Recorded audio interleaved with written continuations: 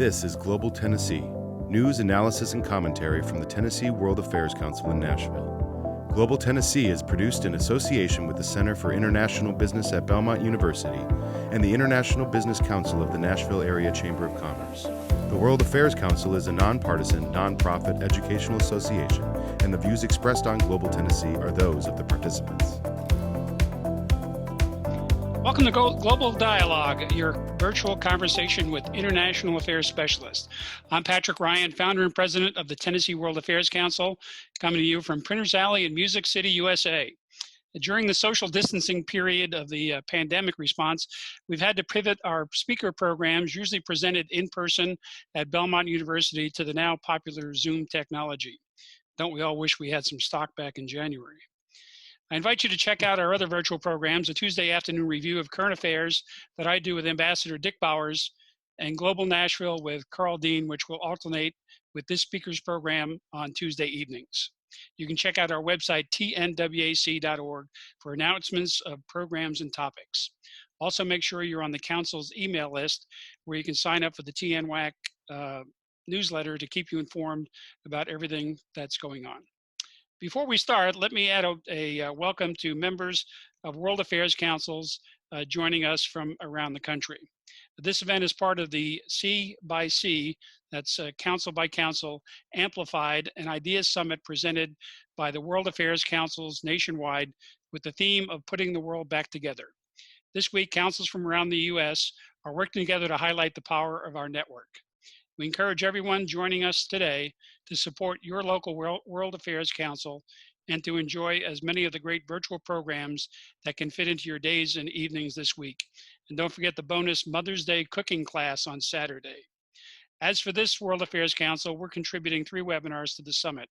The news review we did this afternoon, this evening's speaker program on U.S.-China relations, and tomorrow afternoon's special presentation on Iran with a terrific panel of speakers from the U.S. and Europe.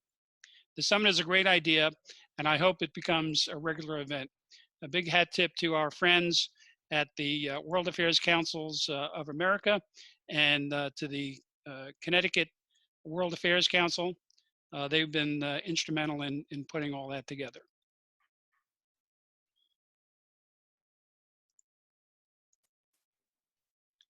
I'd also like to remind everyone that this is Giving Tuesday, and that Giving Tuesday is a global generosity movement unleashing the power of people and organizations to transform their communities and the world. So I invite you to support the Tennessee World Affairs Council with your gift at tnwac.org/donate. Now, please consider a monthly donation of just $5 to make a difference.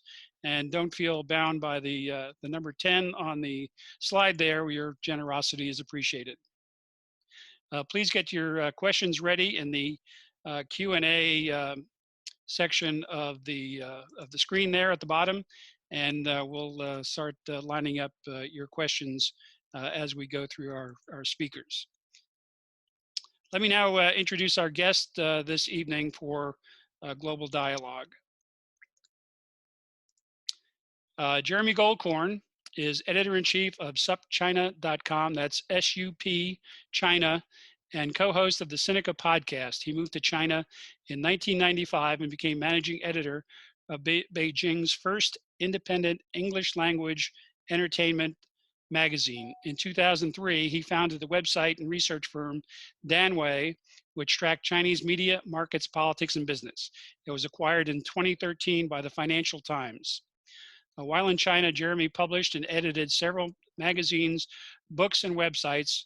He also lived in a workers' dormitory and produced a documentary film about African soccer players in Beijing.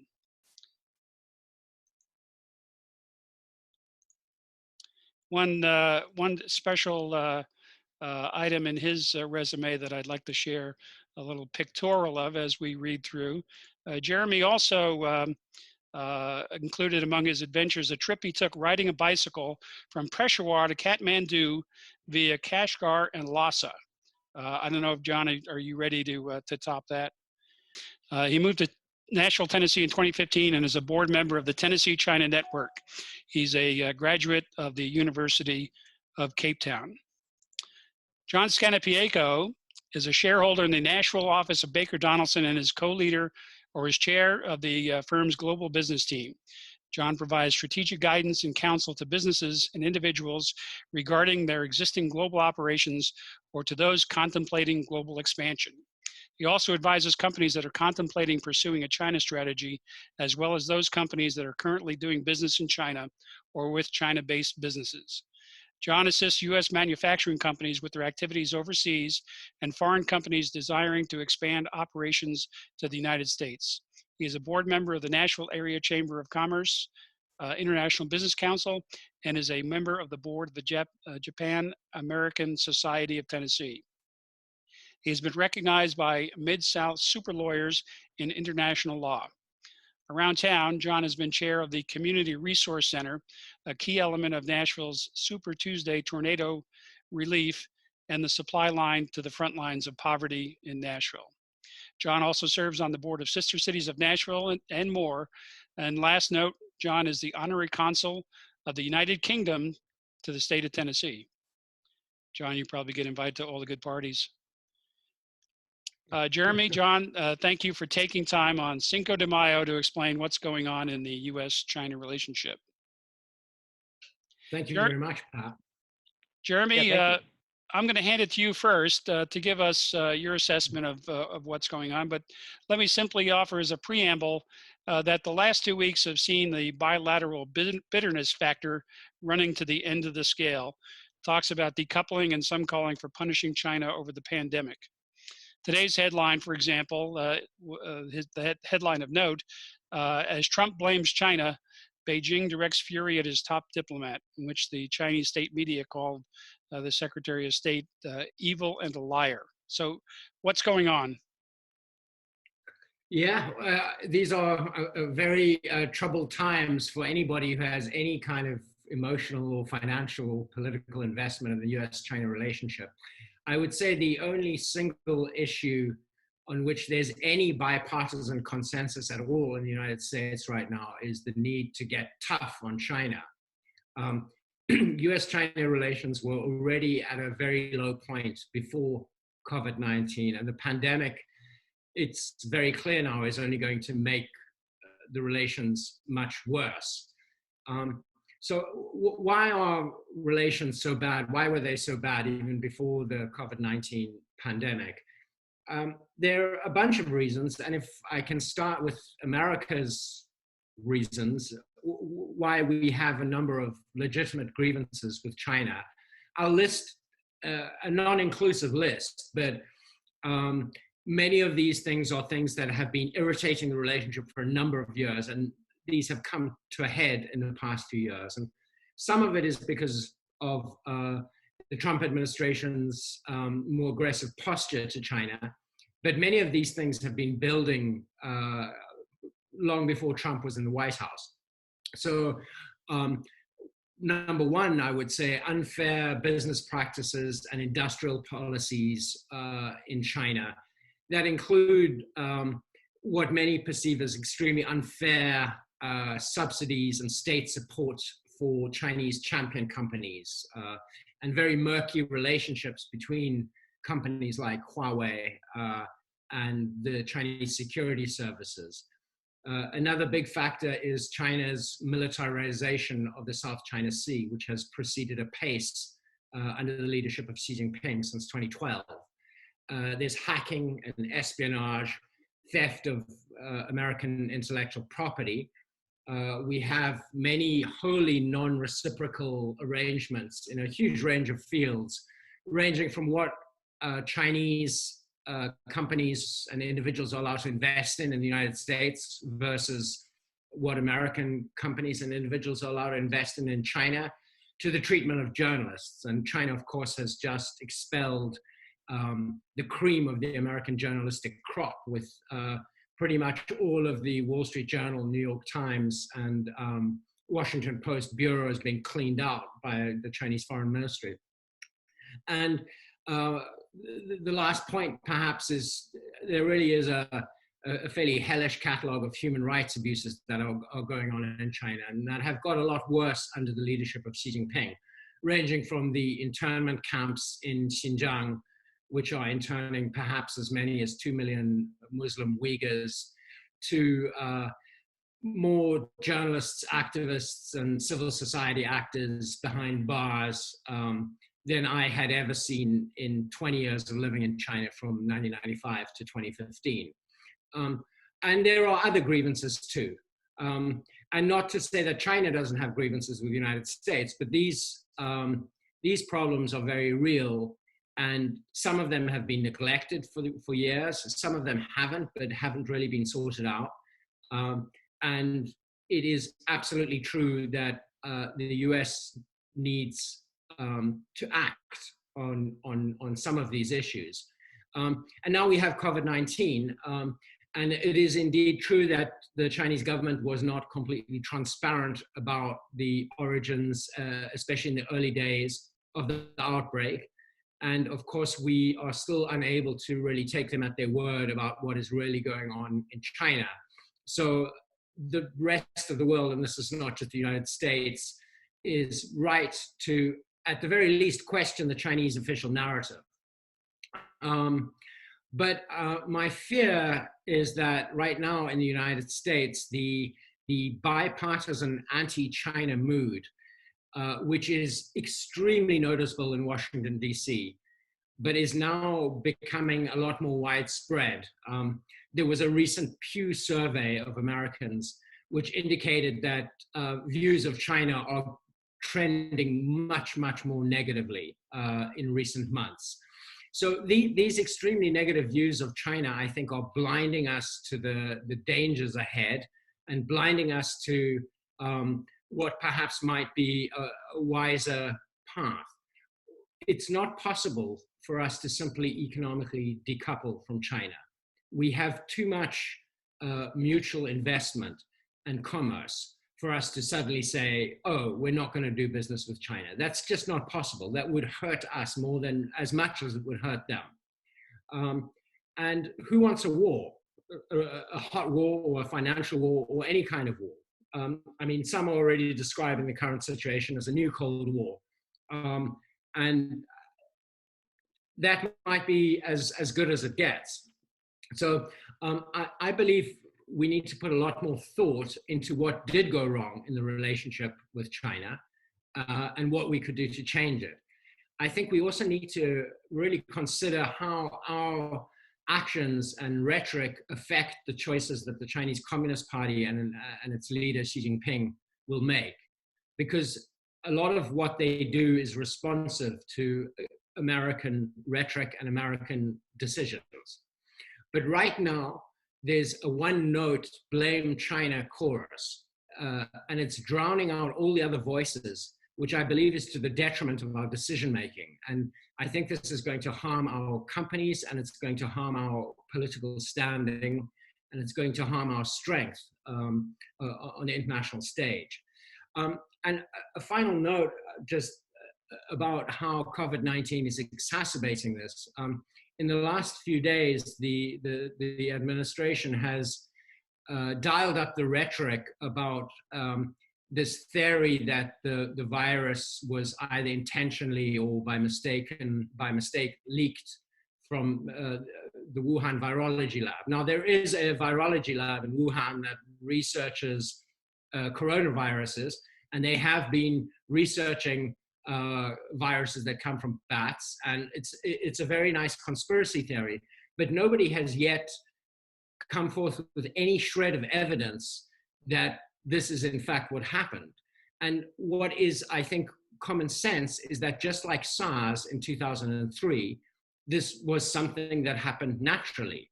This certainly wasn't something that China did on purpose to infect its own people. So by constantly harping on this completely unproven theory, we right now are really aggravating an already very, very stressed situation. And in some ways, I believe we're pushing China into a corner where they are feeling bound to fight back with their own conspiracy theories. And this is not to put, lessen any blame on China for its actions and inactions and for some of the extremely aggressive propaganda and rhetoric coming out of its diplomats. But on this side of the Pacific, we're not helping things by promoting these unproven theories that are causing a great deal of distress that will result in action from the Chinese state. So, I mean, COVID-19 is making US-China relations much worse than they were, and they were already pretty bad. And our own behavior is making it much more difficult for America to rally its friends and its allies in any campaign to change China's behavior, if that's what we really want to do. Let me end there.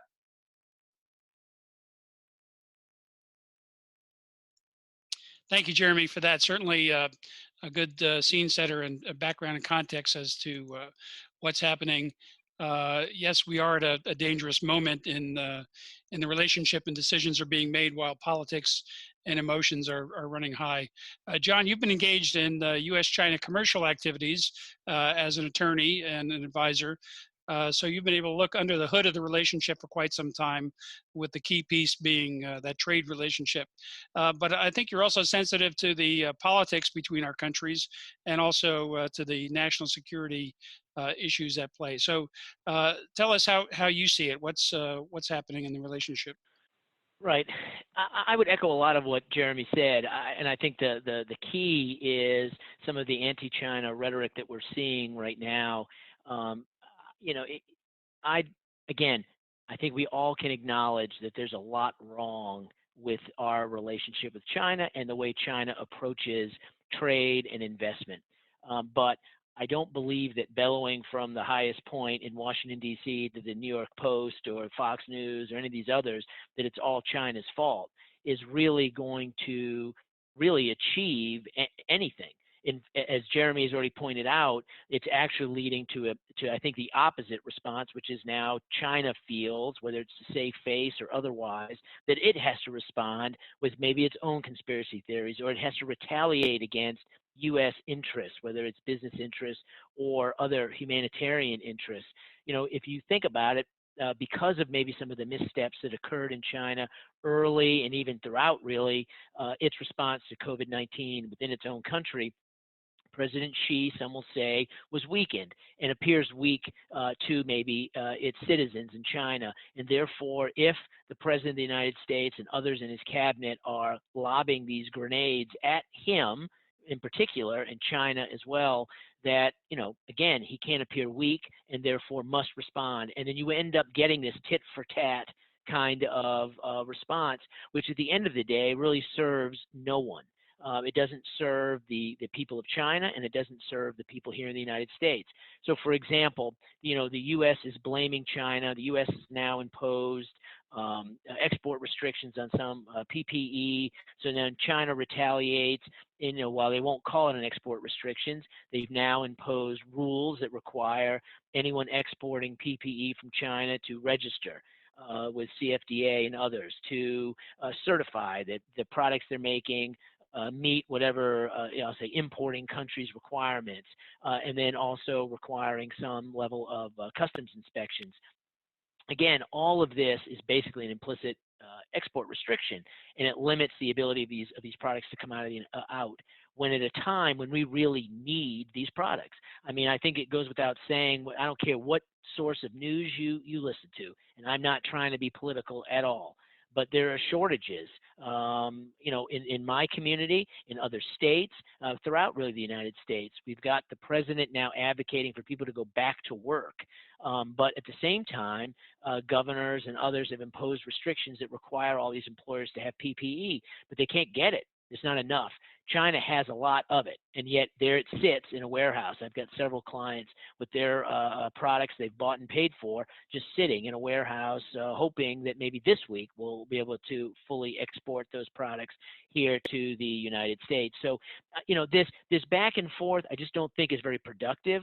I think Jeremy highlighted this a little bit, is, if we would go to our allies and make common cause with them and then diplomatically talk to China about some of these issues. Again, I'm not saying we'll get significant results, but we just might. At least, though, in terms of maybe helping fight this virus, which is really a global issue.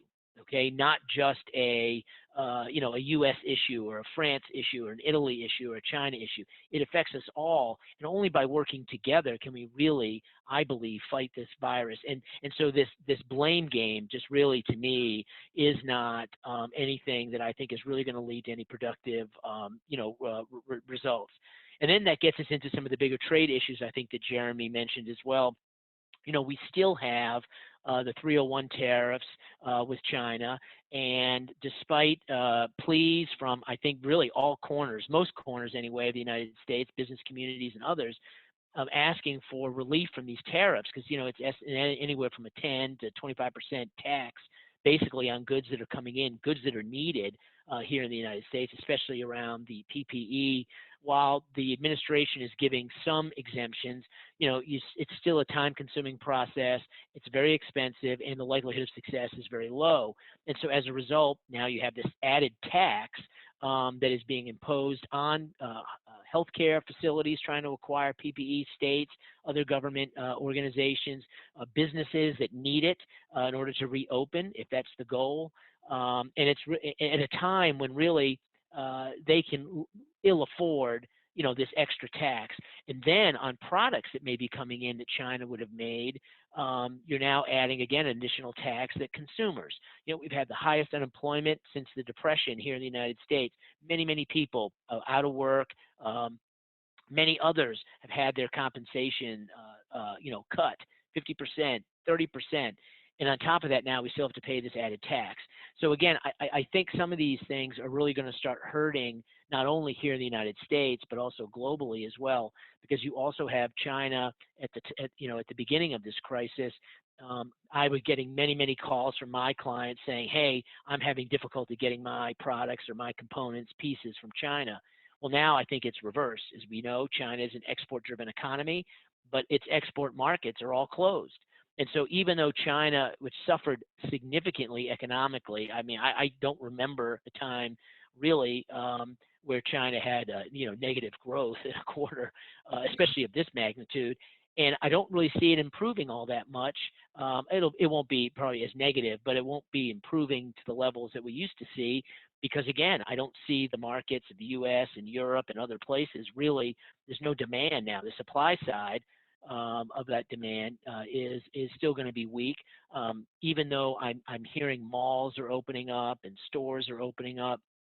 The demand, I think, on the consumer side and even from the business side is going to be very low. Let's face it. Even if the auto OEMs open up, what's the demand really going to be for their products? And is there going to be sufficient demand that will help China recover? So I think that's going to put pressure too on this relationship. Is China's maybe weak recovery will put some internal pressure there, and that will then probably likely spill over to its relationship with the United States.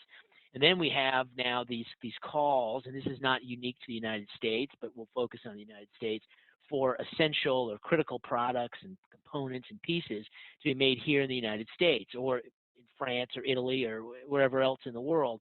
But again, I don't really think that sounds great in the middle of a crisis. You're right. We need to bring this all back home. But at the same time, with technology being what it is and evolving so quickly, and the skills that are necessary to produce the pieces and the parts and some of the raw materials, it is very unlikely that any one country, or even one company for that matter, can keep up with all that, can have all the skills that they need to be able to produce these things and to assemble these things. And the same thing with our country. And I think what you're going to end up with is a lot of fragmented, let's say by country, these little islands of where they produce some, but not all. Let's look at food, for example. There was a time, I remember in the United States, when you couldn't get avocados except during a very limited period of time, right? But now, because of global supply chains, we can get avocados anytime we want. We can get a lot of food, basically anything we want, pretty much anytime. Now, again, with the disruption to the supply chains by this COVID-19, it's really highlighted, I think, our reliance on some of the global markets for our supply. But I don't believe you can produce all the avocados, tomatoes, wheat, that you need here in the United States. Same thing with the pieces and parts that are necessary to really drive the U.S. economy. And it's going to lead to, I think, higher prices and anti-competitiveness. And, at the same time, I think we as consumers will have less product for us. So again, this U.S.-China thing, I think Jeremy did just saying, look, it was bad before COVID, and it's going to get worse. I think if we keep shooting these grenades, we keep this about this battle with China. I need like USSR, U.S. kind of absolutely or very little of any economic. Here, it's just the opposite. We have very significant economic relationship. This is really going to hurt us. We need foreign investment. And I have many clients that they are emerging at investing. And I don't wire some kind of technology back to China. I mean bringing their technology, which is cutting edge, to the United States, creating greenfield investments, hiring U.S. workers, and helping rebound some of these that are hurting, provide jobs. But again, if we get into this fight, it'll years ago where some of my projects were stalled, and it was just retaliation for what was going on at these higher levels. And again, I believe that this is Americans. It sounds great, but it just doesn't work. So I'll end it there. Thanks, John. You were cutting out there a little bit towards the end, so we'll let your Wi-Fi settle down.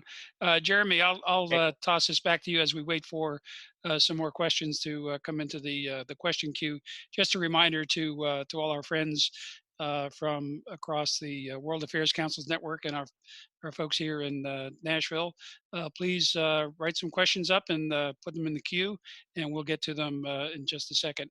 But Jeremy and John, lobbing grenades, it's back and forth, and I think you mentioned that it was also at Xi Jinping, but so it sounds like there are internal issues on both sides that are affecting decision makers. We have the U.S. elections coming up here, and we've already seen the armament coming out to attack one another. And China, there was I think a Republican talking point going around the Senate asking for senators, Republican senators, to go after China and not to go after some other issues. So on both sides, there are internal divisions that are ratcheting up the disagreements, and overreaction will definitely hurt both sides. So who will get us off the ledge and how? Who's got some influence? Who might be seeking, or is that the? You're asking me to solve world peace? Or?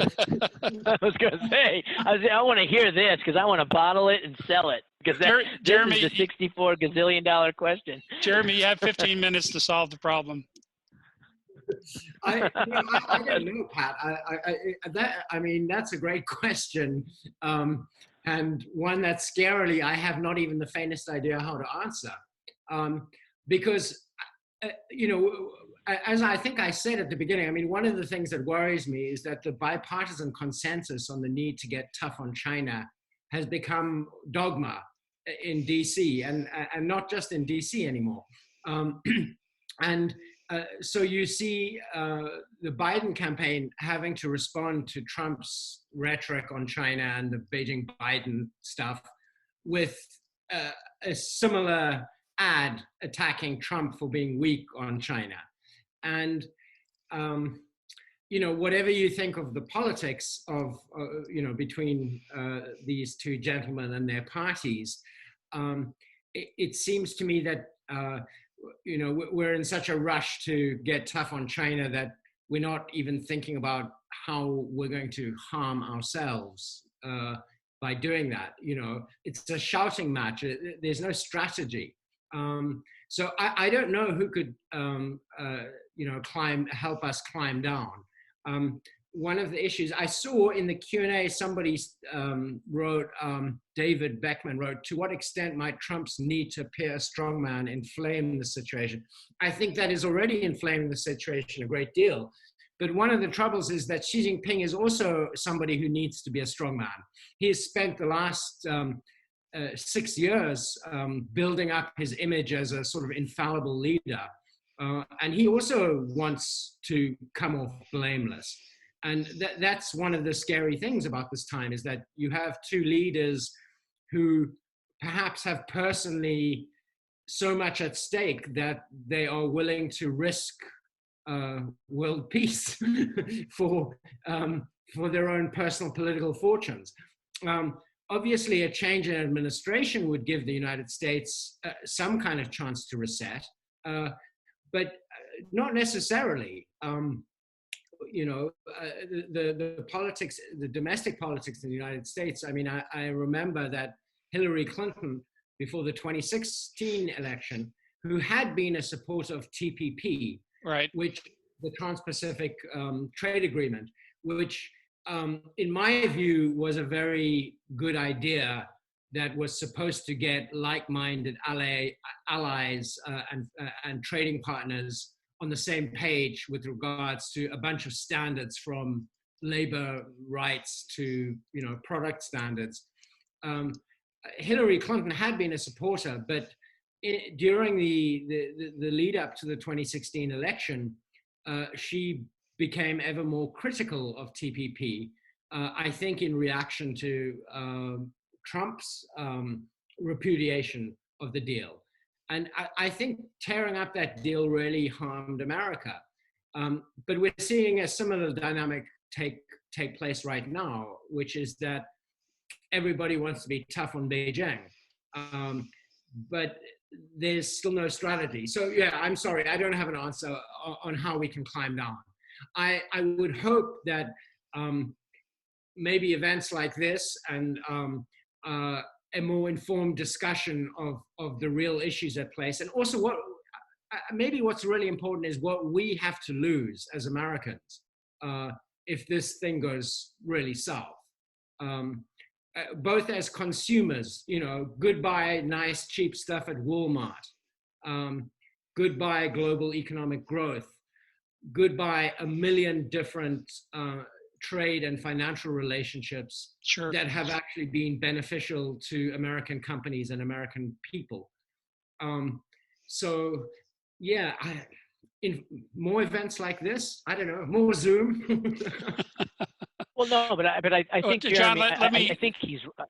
John, Oh, let me give you a shot at this, but before you do, let me add the question from Kenneth Foster. Are there influential parts of the U.S. business community that will work to prevent the U.S.-China relationship from continuing to deteriorate? You would think that it would be a natural preserve of corporate America to keep things, either back to where they were or some improved state in the relationship. I mean, John can probably speak on this at length, but just a quick 2 cents from me, which is that until I think about 2-3 years ago, the Fortune 500, the American blue chip companies, were the ballast in the US-China relationship. They were the people that were lobbying the government to keep relations smooth, at least. And that has changed somewhat in the last few years, as many American companies have become increasingly disillusioned with their treatment in China.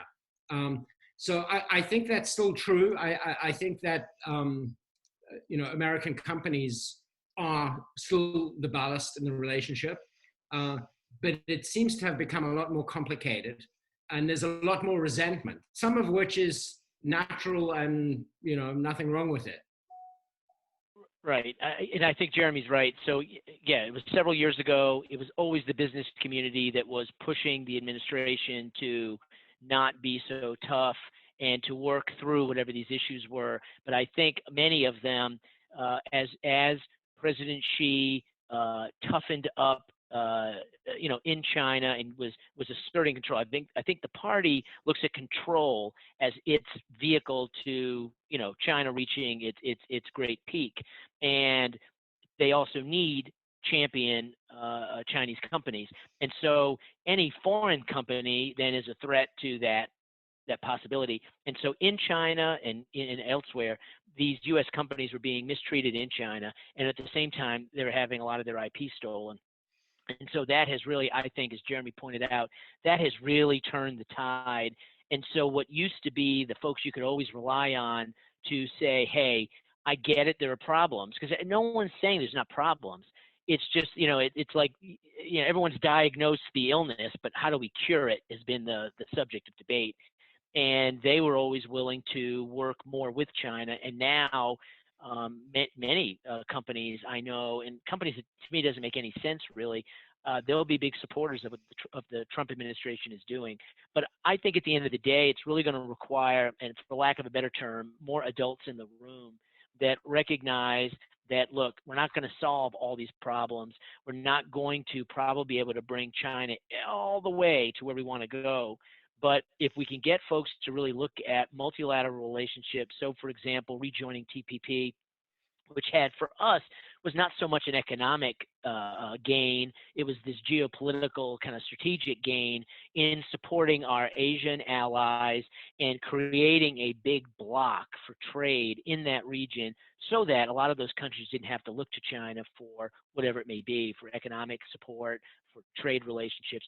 And the same thing with Europe. So if we could ever come to an agreement with Europe, now you have basically NAFTA, right, which is the Americas, and other agreements that we have within the Americas. You have TPP, and then you have an EU, say America's kind of free trade agreement.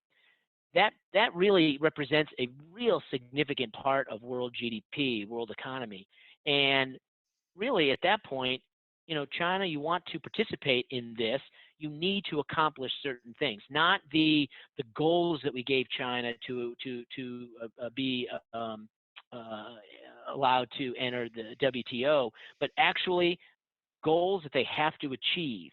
And if they do, great. And again, we may not get them all the way where you want to be, but I think that's our best bet to get them to move in some way. And if they don't, then really what they're left with is other parts of the world that really aren't going to be, they're not going to be able to provide the resources that China needs. Because remember, China is under-resourced, and it needs to acquire these resources from all over the globe.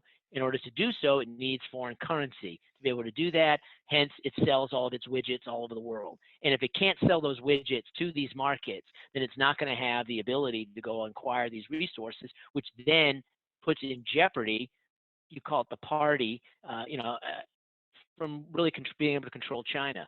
And so I think something along those lines, again, I'm not saying this is the solution, but I think something that really takes this big chunk of the world GDP and makes it almost, and puts a fence around it so that China cannot participate unless it makes some changes, then it has choices to make. It can either choose to maybe to meet some of these goals or not. And if it chooses not to, then of course there are consequences to that. And just like there are positive consequences if they do. Now, again, I don't know if President Xi and his group, if they'll ever be able to come to that place, because it seems like they believe control and things like that are the answer. And again, in our current administration, President Trump and his team seem to hate multilateralism, and they like to be on this unilateral, this one-on-one kind of thing. Or really, I can honestly say, I think it's more America first, or as I like to say, America alone. And I'm not sure you can alone bring about the change that's really needed. And hopefully maybe a change in administration or a change in some of the members of the administration will bring about some change that will allow us to, I think, have a more positive dialogue with China, because we'll be doing it with allies. But right now, it's just us alone. I just don't see how we're really going to accomplish a whole lot. That's terrific. Thanks, John. We've got a few more questions in the queue here, so I'm going to ask for short answers. I won't ask you to solve world peace, Jeremy, but I just wanted to follow up on this current line, and then we're going to shift to the Belt and Road Initiative and also the reaction within China to COVID-19. David followed up his question. He asked, how does the rest of East Asia, Japan, South Korea, et cetera, feel about, or how do they deal with the U.S.-China schism? I mean, that's a very interesting question. I think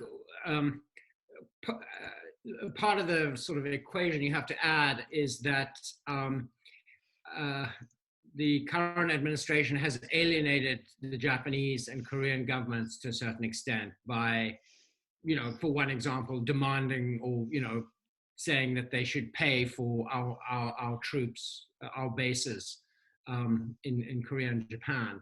And this has opened up an opportunity for China, a diplomatic opportunity, which they have not hesitated to take advantage of. There's no love lost between Korea and China or between Japan and China in many, many ways. And they would, I think, more naturally tend to ally themselves with the United States. But right now, our lack of leadership in dealing with this epidemic, this pandemic, and in many other things, is leaving them wondering what they should do. And this could mean that they actually end up getting closer to China, despite everything. And the last month or so, certainly there have been a few signals that both Japan and Korea are talking to China, certainly in a more friendly way than we are. John, do you want anything on that, or should we just move on? I would agree. I think it's a couple of things. It's this distrust of the U.S. Are we a reliable? And I think a lot of people are not, because of some of these issues that Jeremy has expressed. But I think at the same time, they need support, they need help, but there is also a distrust of China. I think that left, kind of out there in the wind a little bit, especially as China has ramped up in the South China Sea. And it's not a positive for us. I think that's why we go back to bilateralism, where we can be a trusted ally. And again, I think that will pay such significant dividends, because just from my dealings, folks would prefer to deal with US than China. But there's no U.S. to deal with, or U.S. is not reliable to deal with, then you got to pick. You got to make your choices, and you're going to choose, probably Beijing. Okay, a couple of things on Belt and Road. Campbell Lehman from Nashville. She's a student in our WorldQuest program here and an active participant in our program. So thanks again, Campbell. Campbell asked, do you think that any countries will consider leaving the Belt and Road Initiative if China does not come up with a plan in case of another virus? And Michael Adams asks, what is the impact of the Chinese BRI investments and policy on U.S. international business interests, as well as U.S. political policies in the Belt and Road Initiative countries? How should the U.S. respond? So if you could take those two and talk about Belt and Road. Will some countries consider leaving the Belt and Road? I think the ones that are engaged are up to their eyeballs. Jeremy? I think there are a few things going on at the same time. On the one hand, in Africa, which is not the biggest part of the Belt and Road Initiative, but is a significant part, there is an extraordinary amount of popular resentment against China right now because of essentially racist treatment of African nationals living in the city of Guangzhou. Although African governments and African elites generally have a very good relationship with the Chinese political and business elite, for the first time in my memory, there has been this extraordinary popular reaction, primarily on social media, but it is pressuring African governments to do something about what is perceived as extremely racist treatment of Africans in Guangzhou. So, for example, the Nigerian House of Representatives passed a motion to censure China for racist treatment of Nigerians. And the Nigerian government has, since just in the last week, started investigating Chinese immigrants in Nigeria for immigration status and the legality of their businesses and this kind of thing. So that's perhaps a slightly extreme example. But the COVID-19 has definitely stressed the Belt and Road relationships especially on a people-to-people basis. And I think the real stress is going to come in that, is the spigot going to turn off? Because China is not in a great economic situation. I mean, nobody is, but China is suffering just as much as anybody else. And there might be a lot less money for the kinds of extravagant projects that have made the Belt and Road Initiative attractive to other countries. So I don't see so much a problem from like a new virus or even necessarily the actual Chinese handling of this virus, but from a slew of other issues ranging from racism in China to suspicion of China because of the pandemic, and then a lack of funds to fund the Belt and Road. And what was the other question about Belt and Road? It was U.S. policies. Let's see. Well, we've got the question out of the queue. I believe it was U.S. policies on Belt and Road. It's not in the queue anymore. How should the U.S. respond to Belt and Road?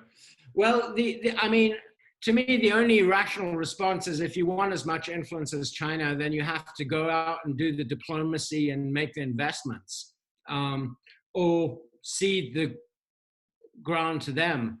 The U.S. used to do this stuff. No, yeah, and that's what I was going to say. I mean, the soft power stuff, again, we used to fund and provide a lot of foreign aid. That, with this Republican administration, has really taken a hit. And, again, they just don't see the value of it. But a lot of times when you're there and you're trusted and you're willing to help, I mean, look at even the global vaccine conference they just had. The U.S. wasn't even there. I mean, okay, maybe President Trump doesn't have time to go, but somebody from the U.S. in the past, we would have been there and we would have been leading some of those discussions. Even if we're going to be working on our own over here, on our own vaccine, okay, we're still going to be participating. And I think that absence is what has made the Chinese Belt and Road Initiative so successful. It's because there's this vacuum now, and China is more than willing to step in. I remember when I was negotiating one of my first disputes with a Chinese manufacturer, and I remember when it was translated to me in English from Chinese, they said, well, you allowed me to cheat you. That's literally what it was translated. And it's like, we have allowed China to do this. I mean, I really think a lot of what's going on is a result of our own doing. And others are more than willing to take advantage of our absence or our less than trustworthiness, I'll say. So I think so we need to get back out there in the world and really figure out how we can help, whether it's through dollars or other programs or other things that we can offer. But until we do, I think the Belt and Road Initiative will have some level of success simply because there's just this vacuum. And we should probably add that, I mean, it's got a lot worse under the Trump administration, but I don't think this problem started with Donald Trump, especially in places like Africa. Places, the huge continent of Africa. Sure. The U.S. has been absent for quite some time. Well, I think a good example of the impact of foreign aid was the George Bush PEPFAR program. There's still a ton of goodwill left over from that. Indeed. Well, Jeremy, but to your point, this is now many years ago. I was in a Central American country, and I happened to have an opportunity to meet with the former president of the country. And I remember he was like somewhat resentful to the U.S. He said, there was this time when it was all about us, and you were always here, and the country was giving us aid and helping us do this and do that. But once the Soviet Union collapsed, and in that Cold War somewhat ended, it's like we abandoned Central America in his mind. And the same thing with Africa. We never saw the value in it. And so as a result, we just were absent. Now, I think they're seeing some value, maybe in response to China, maybe in response to, rare earth minerals or whatever it is that they found in Africa. There seems to be some interest in it, but I agree with you. I think it's not just again, I'm not trying to be political. It was not just the Trump administration. You're right. You're right. Jeremy, a question for you from Jim Shepard. He asked, do you have any insight on how the Chinese population views the Chinese government's managing of the COVID-19 crisis from a strictly China internal perspective? And along with that, let me pose a question from Kinao Gate. What is the likelihood of the US and the international community making China pay for COVID-19? Okay, so it's always tricky to say what the Chinese people think because there's no independent polling and there's no voting and stuff like that. But based on my daily readings of the Chinese press and the stuff we publish and interviews we've done, I would say that in the urban centers, there's a great deal of support for the Chinese government, and people generally feel that they've done a very, very good job. That wasn't the case in the early months of the then epidemic in China. There was a lot of popular resentment against the government. The Dr. Li Wenliang, who was he's been called the whistleblowing doctor, who was censured by the local cops in Wuhan for first discussing COVID-19 on his social media. He became a sort of popular hero. And there was a feeling for quite some time that there really was quite a significant level of popular resentment. However, since then, both through propaganda, arresting people who have dissenting views, but also whether you like the way they did it or not, the methods, the authoritarian methods they used or not, but what seems to have been an effective response, it was the epicenter, and now they seem to more or less have the thing under control. That seems to have won them back all and more of the popular support that they may have lost. What the unknown factor is that there is a large number of migrant workers and other people who, are going to go below the poverty line again, perhaps for the first time, in their lives. And it's unclear what effect this is going to have on views of the government. But certainly for people living in cities, right now, if anything, support for the government is at an all-time high, I would say. And the government is egging this on with nationalistic propaganda and pointing out how many people are dying in the United States and how many people have been infected, which, Sure. What can we say? The John, second question, let me turn to John, if I could, Okay. to get a legal perspective here on the question about making China pay. I know there have been some lawsuits filed.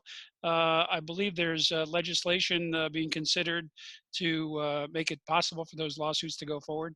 What's your take on this, make them pay? Right. So from the U.S. perspective, we have a law that would, unless there's some real narrow exception that would apply, which I don't think would apply here, China would be immune to these lawsuits. I think Missouri has filed one in Arkansas, said they were going some other southern, I think a southern state said they were going to file as well. And we don't think that they're going to be, taken very well. And so, in that sense, I think that's kind of a dead issue.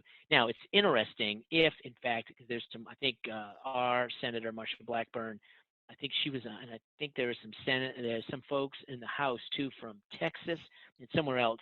I think they're both talking about proposing legislation that would strip China of its sovereign immunity here in the United States. Now, that sounds great, right? Oh, China did something, we should hold them accountable. But then again, you think of all the things that the United States has been accused of doing. I'm not even saying that they did, okay, in other countries. Is that really how we want to be treated, where a country can then pass laws in their own country and say, well, you're not immune? And that, again, this goes back to what we were first talking about, this tit for tat kind of thing. There's other ways to address it. And really, you're going to prove China did what? Maybe China could have handled it better.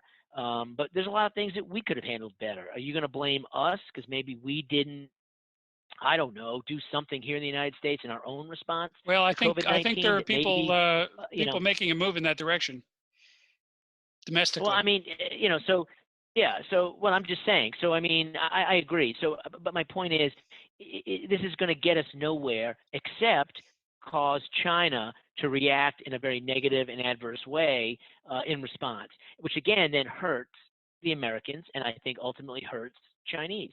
And it doesn't really lead to anything. So, but I think legally, as the law currently stands, I don't think they'll have much of a success with a lawsuit like that. And again, if they lift China's sovereign immunity, that's that again there'll be fights over that too. So I don't think it's going to go very far. But it makes good politics, especially in electoral season. So. Last question, Jeremy, you mentioned the authoritarian situation and the internments and so forth. Marietta Velikova asks, she would like to hear your opinion on political freedom and human rights. She has a couple more questions in there, but that's the gist of it with the ending. Can the Communist Party maintain the contract of no political freedom as long as economic wealth is being created in the 21st century? Well, I mean, so far they've done a pretty good job against many people's expectations at allowing a relatively free economy with a highly controlled political and media system where there's no freedom of media, freedom of press, freedom of religion. And they seem to have managed to keep most of the population satisfied enough to not, take out the pitchforks. So I wouldn't like to bet against the Communist Party doing this for perhaps quite some time to come. Maybe one day there will be a reckoning. I think authoritarian countries are always very stable until one day they suddenly aren't. But I wouldn't like to peg the day. I wouldn't like to, say which day that will be. Yeah. All right. Well, John Scannapieco, Jeremy Goldkorn, this has been a rich dessert for those who already had their dinner. For you guys, I'm sure it's margarita time. We thank you so much. I'm sure that this was a better hour spent here with you learning about what's going on in China than our friends who might be over on Broadway looking for a honky tonk to open. So thanks. It won't be long now. The governor is on his way. Just a couple of last things to remember. If you are all interested in tuning into more great programming, tomorrow at 4 p.m. Central Time, 5 p.m. Eastern Time, we have a special edition of Global Dialogue. It's called U.S.-Iran, U.S. Maximum Pressure Campaign, American and European Perspectives. And that will be a panel that will include the moderator, Ambassador Bill Loers, U.S. Foreign Service retired ambassador to Venezuela and Czechoslovakia, Dr. Gary Sick, a renowned specialist on Iran. He's at Columbia University. Elie Geranmaye from the European Council on Foreign Relations. Just one more reminder, it is Giving Tuesday. There are still a few more hours left, or you could actually hold it over to tomorrow if the spirit moves you. But please consider your World Affairs Council if you're visiting from around the country, or for those here in Tennessee, please look at tnwac.org/donate, or take a look at your iPhone, where you can dial 844-959-2934. And that's for those listening to our podcast, and text give, and then whatever number you feel that you can share with us. Lastly, we once again want to thank the World Affairs Councils of America, Bill, Liz, Rachel, and the Connecticut World Affairs Council, Megan and Amanda, for not putting the world back together, but putting this summit of special programming together. It's a terrific idea. I hope we do more of this. last notes, anybody? John, Jeremy, thanks again. Anything you'd like to add to close out? Thanks, John. Thanks, Pat. And thank you to the audience. Okay. Yeah, thank you very much. But I would say, I'd like to echo something that Jeremy said, and educate yourself on these issues and really dig into this, because it is so much more than what you're going to get from one of the two networks that seem to be blasting this stuff out. Because this is much more complicated than that, and you know, there's just so much more to know. And I think once we have a better understanding, then maybe we can influence our elected officials to do a better job. Yeah. Couldn't say it any better than that. Thanks, John. And we will see all of you again tomorrow at 4 p.m. Central Time for our webinar on Iran. Thanks again, John and Jeremy, for really a stimulating conversation on U.S.-China relations. And good night, everybody from Nashville. Thank you all.